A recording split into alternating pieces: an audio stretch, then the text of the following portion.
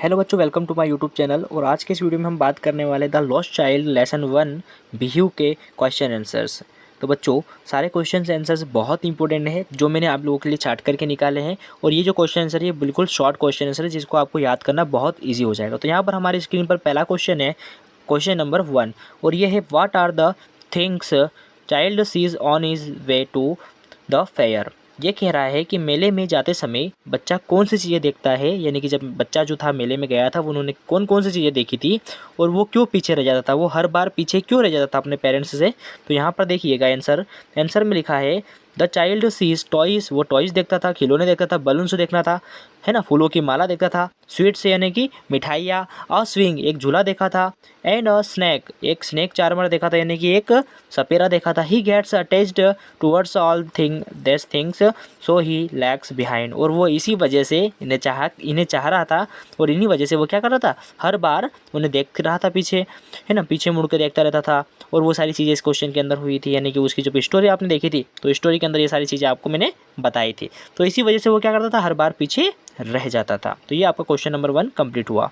Question number 2 है in the fair he wants many things. What are the?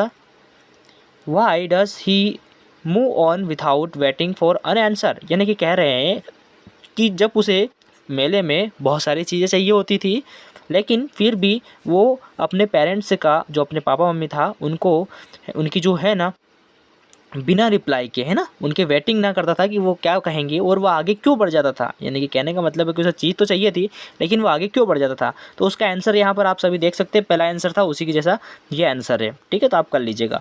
फिर आता है आंसर नंबर आपका 3, question number when does he realise that he has lost his way, how have his, है ना, यहाँ पर एक नया एक वर्ड यूज़ हुआ है और इसमें कहा जा रहा है क्वेश्चन में व्हेन इज रियलाइज, यानी कि उसे कब पता चला, उसे कब एहसास हुआ कि वो खो गया है मेले में, है ना। तो the child ask his parents to have a ride on, है ना, राउंडेबल, यानी कि उसे जब झूले में झूलना था तब वो अपने पेरेंट्स से कहता है कि मुझे झूला झुलाओ। और जब उसे झूला नहीं झुलाया गया और उसका रिप्लाई नहीं आया तो जब उसे एहसास हो गया कि मैं मेले में खो गया हूँ, फिर वो इधर से उधर भागने लगा था। ठीक है, तो यहाँ पर क्वेश्चन नंबर 4 क्या है, देखिए मैं आपको बहुत ज़्यादा डिटेल में नहीं समझा रहा हूँ, एकदम शॉर्ट में समझा रहा हूँ क्योंकि आपको मैंने लेसन बहुत अच्छे से समझा दिया था। ठीक है, फिर आता है why does the lost child loss interested in the things. यानी कि कह रहा है पूरा क्वेश्चन टोटल मिला के कि ये जो बच्चा है ना, जिसे बहुत सारी चीज़ें चाहिए होती थी और जो वो सारी चीज़ें जब उसे मिल रही होती है, एक अजनबी इंसान वो सारी चीज़ें उसे दिला रहा होता है, तब उसकी जो सोच है वो क्या कहती है, यानी कि अब उसे क्या चाहिए होता है।